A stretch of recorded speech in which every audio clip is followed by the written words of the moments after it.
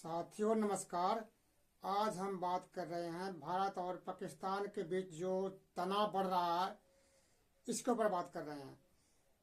जैसे कि आपको पता ही है कि 22 अप्रैल को पहलगांव में जो आतंकवादी हमला हुआ था उसके जवाब में भारत सरकार ने सिंधु जल समझौता रद्द करने की घोषणा किया है।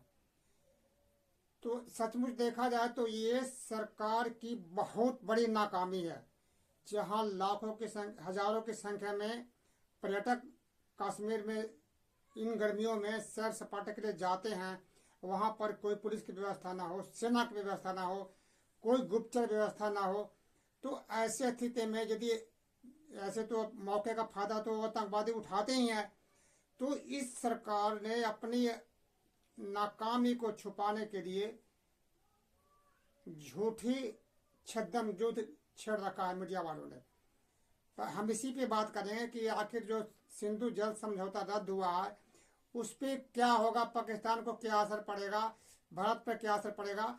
इस पे आप पूरी वीडियो को विस्तार से देखिए, बने रहिए कि सिंधु जल समझौता क्या है और इससे कितना असर पाकिस्तान को पड़ेगा। तो जैसे कि आपको पता है कि आज आपको ये मीडिया वाले ये बता रहे हैं कि सिंधु जल समझौता रद्द हो गया। ये बिल्कुल झूठ है। सिंधु जल समझौता रद्द नहीं हुआ बल्कि सस्पेंड हुआ है। जिस तरह से कंपनी में कोई कर्मचारी काम करता है तो या सरकारी कर्मचारी है उसको या तो बर्खास्त कर दिया था, नौकरी से निकाल दिया गया, और दूसरा क्या है उसको निलंबित कर दिया जाता है, मैंने ताकि उसको दोबारा जो है कि जांच पड़ताल करके उसको बहाल किया जा सके। तो ये निलंबित है, ना कि रद्द किया गया। लेकिन हमारे मीडिया वाले, सोशल मीडिया वाले तो इतना कहना शुरू कर दिए, अडानी अंबानी के पैसे से चलने वाले मीडिया ने ये कहना शुरू कर दिया कि पाकिस्तान में तो त्राही त्राही मच गया, पाकिस्तानी प्यासे मरने शुरू हो गए, जबकि सच्चाई ऐसा कुछ भी नहीं है। इस सच्चाई को जानने के लिए आप आगे हम बताते हैं कि क्या है। एक्चुअल में सिंधु जल समझौता भारत और पाकिस्तान के बीच जब 1960 में बंटवारा के बाद हुआ था। ये बंटवारा विश्व बैंक के नेतृत्व में हुआ था। उन्होंने इसके लिए दोनों देश को राजी किया था और 9 साल के अथक प्रयास के बाद दोनों देशों ने यह समझौता किया था। भारत की तरफ से पंडित जवाहरलाल नेहरू और पाकिस्तान की तरफ से अयूब खान ने इस समझौता पर हस्ताक्षर किया था। तो समझौते के अनुसार क्या था कि पाकिस्तान भारत से होकर के पाकिस्तान की ओर जाने वाली 6 नदियां हैं, जिसमें रावी, ब्यास, सतलुज, सिंध, चुनाब और झेलम। तो इन नदियों के पानी का बंटवारा हुआ था कि कौन सी नदी का पानी, कितना पानी भारत के को मिलेगा और कितना पानी पाकिस्तान को मिलेगा। इस बात की सहमति बनी थी और ये सहमति विश्व बैंक के सहयोग से हुआ था, उनके मध्यस्थता में हुआ था। तो समझौते के अनुसार यह हुआ था कि रावी, ब्यास और सतलुज का जो पानी है, तीनों नदियों का पानी, वो तो पूरा का पूरा भारत यूज करेगा, अपने प्रयोग में लाएगा। और जो 3 नदी बच गए, सिंधु, चुनाब और झेलम, इस पानी का करीब करीब 81% हिस्सा पाकिस्तान की तरफ जो बहती है, पाकिस्तान उसको प्रयोग करेगा, सिंचाई के लिए, जो भी काम के लिए प्रयोग करेगा। और 19% हिस्सा वो पानी भारत को मिलेगा, वो सिंचाई के काम के लिए या फिर हाइड्रो पावर प्लांट के लिए।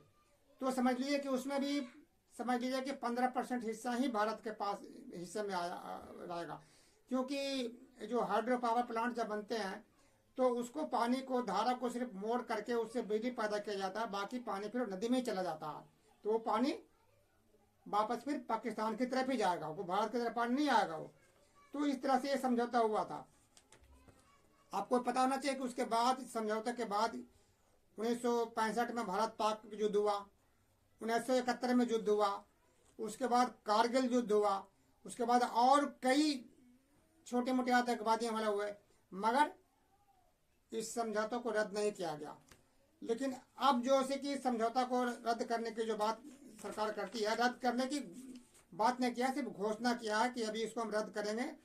तो इससे क्या फर्क पड़ेगा, इसी पर हम बात करते हैं। पहली बात तो यह है कि ये समझौता एक तरफा रद्द नहीं किया जा सकता। ये जो हवा और पानी जो है ये प्रकृति की देन है। और जो बंटवारा से पहले भारत एक भारत ही था, पाकिस्तान हो चाहे सिंध हो, सारा का सारा भारत ही था। दोनों की जनता एक जनता थी, दोनों ने आपस में मिलकर ही लड़ाई आज़ादी प्राप्त किया था। तो इसमें क्या होगा कि हर इसमें यदि भारत पानी यदि समझौता कहता है यदि पानी भारत रोक देता है तो इसका असर एक दिन में नहीं होगा। इसको रोकने के लिए कई साल लग जाएंगे, प्रोजेक्ट बनाना पड़ेगा और उस पानी को जो जिसका बहाव पश्चिम की तरफ है, पाकिस्तान की तरफ है, उसको मोड़ करके और भारत की ओर लाना पड़ेगा। ये समझ लीजिए कि वही संभव है जैसे कि आपको हरिद्वार से गंगा निकलती है और बंगाल की खाड़ी में जाती है। अब कोई कहे कि बिहार में गंगा को मोड़ दिया जाए, मोड़ के पाकिस्तान बंगाल की खाड़ी में पानी नहीं जाने दिया जाए, तो बताइए कि वो पानी कहाँ जाएगा। जब बरसात का मौसम होता है तो गंगा वैसी तबाही मचाती है यार, यहाँ बंगाल से लेकर के पूरा वहाँ उत्तर प्रदेश तक तबाही मचा देती है। तो अब उसको यदि बांध बना के उसको रोका जाए तो क्या हाल होगा, सोच समझ रहे हैं ना। तो वही हाल है पाकिस्तान में। जब मौसम तो अभी जो गर्मी का मौसम है, जब सीजन आएगा बरसात का तो उस टाइम जो बाढ़ पानी नदियों को पानी आते हैं, बाढ़ आता है, उस पानी को रोक करके भारत की तरफ वापस लाना कितने बड़े प्रोजेक्ट हैं। इसमें अरबों रुपए खर्च आएंगे। उसके बाद इसको लागू होने में कई साल लग जाएंगे। तब तक हो सकता है कि सरकार ही बदल जाए और समझौता ही फिर दोबारा चालू हो जाए। मैं एक अनुमान बता रहा हूँ। तो इससे कोई ज़्यादा फर्क पड़ेगा नहीं। फिर उसके बाद पाकिस्तान कहाँ जाएगा, यूएनओ में जाएगा। चीन उसका समर्थन करता है। दूसरा अमेरिका है, तो अमेरिका भी आप तक का इतिहास देख लीजिए, कभी भी युद्ध हुआ कुछ भी हुआ तो अमेरिका जो है कि हमेशा भारत का विरोध किया है और पाकिस्तान का ही साथ दिया। एक तरह से आप ये समझ लीजिए कि पाकिस्तान के जो आतंकवादी हैं या पाकिस्तान है जो समझे कि अमेरिका का पालतू कुत्ता। आतंकवाद का जड़ पाकिस्तान नहीं, आतंकवाद का जड़ अमेरिका में है। अमेरिका से ये सारे संचालित होते हैं। कब दोनों देश के बीच में मनमुटाव पैदा करके करना है और कब क्या करना है, ये निर्देश अमेरिका से होता है। अब अभी जो पहले ही भारत पाकिस्तान के बीच में या बांग्लादेश के पास से इनका तनाव चल रहा है, और ऐसी स्थिति में ये जो आतंकवादी हमला हुआ है तो निश्चित ही आतंकवादी हमला में तो ये जो आतंकवादी है ना, ये मैं सीधे बता रहा हूँ कि ये आतंकवादी पाकिस्तान के तो है ही हैं, लेकिन ये अमेरिका के पालतू कुत्ते हैं। जो वो उन देशों के पालतू कुत्ते हैं जो भारत और पाकिस्तान के बीच कभी भी शांति नहीं चाहते हैं। कि यदि दोनों देशों के बीच में शांति हो जाएगा तो आप ये सोच लीजिए कि अमेरिका के हथियार उद्योग का क्या होगा। उनका हथियार कौन खरीदेगा, कैसे बिकेगा। वो सबसे बड़ा बाजार अमेरिका के हथियार का भारत है और पाकिस्तान है। तो ये कभी नहीं चाहेगा कि भारत और पाकिस्तान में कोई संधि हो, बल्कि संधि होने को भी रहेगा तो उसको खराब कर देगा। हाँ, संधि एक शर्त पे ही दोनों में समझौता करता होता है, जब अमेरिका की शर्त पे भारत उससे मोटे तौर पर हथियार खरीदने को राजी हो जाए।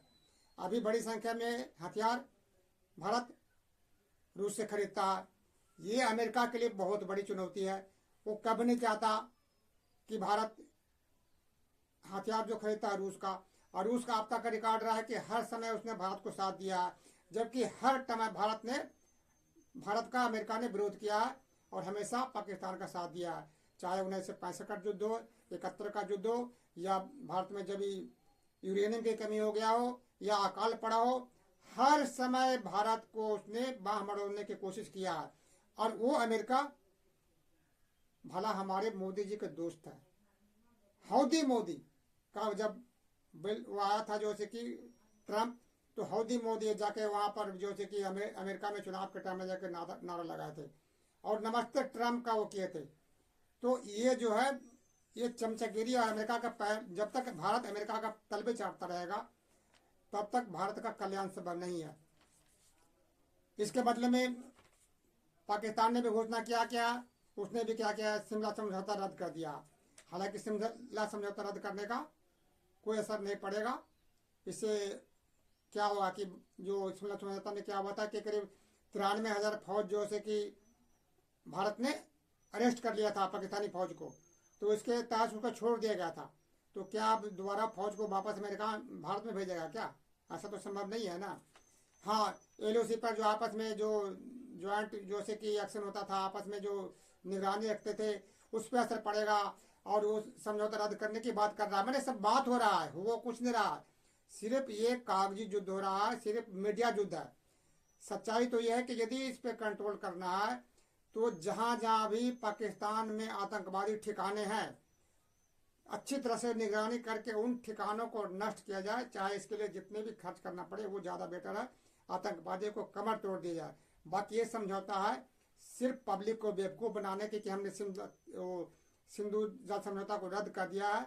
ये अडानी अंबानी के पैसे से चलने वाले मीडिया पब्लिक में वो कर रहा है कि पाकिस्तान के नागरिकों को भारत ने भगा दिया। ये आपको पता होना चाहिए कि दोनों पर लागू हो रहा है। पाकिस्तान के नागरिक भी भारत से जा रहे हैं 48 घंटे के अंदर में, तो भारतीय नागरिक भी जो पाकिस्तान में है उनको भी आना पड़ेगा। इन्होंने राजनयिकों की संख्या कम कर दिया है भारत ने, तो पाकिस्तान से भी भारत के राजनयिक वापस आ रहे हैं। इस तरह से कई समझौते हैं, इसका असर दोनों देश पर पड़ता है, किसी एक पर नहीं।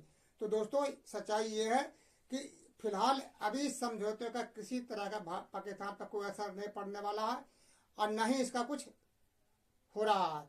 क्योंकि यदि उसके लिए पाकिस्तान को रद्द करने के लिए अरबों रुपये भारत को खर्च करना पड़ेगा, इस प्रोजेक्ट में कई साल लगेंगे, जो संभव ही नहीं है। और फिर ये अंतर्राष्ट्रीय समझौता के नेतृत्व में हुआ, तो इतना आसान नहीं है जैसा आप समझ रहे हैं। इसलिए आपको ये जो फालतू के गोदी मीडिया आपको जो गुमराह कर रहे हैं कि मोदी ने ये कर दिया, वो कर दिया, वो कर दिया, कुछ नहीं किया। ये सिर्फ नाकामी छिपाने के लिए कि हमने पाकिस्तान को ये कर दिया, प्यासे मार दिया, ये मार दिया, वो मार दिया, ये सरकारी मीडिया बोलना शुरू कर दिया है, जबकि सच्चाई ऐसा कुछ भी नहीं है। आप इसके बारे में जान सकते हैं, इसमें कोई संदेह नहीं है। जो तो आपको वीडियो सही लगता है तो आगे बढ़ाइए और कमेंट्स भी करिए, और यदि आप पहली बार इस चैनल पे हैं तो सब्सक्राइब भी करिए। निश्चित ही आपको कोई गलत हम बात नहीं बता रहे हैं, जो सच्चाई है हम आपको बताएंगे।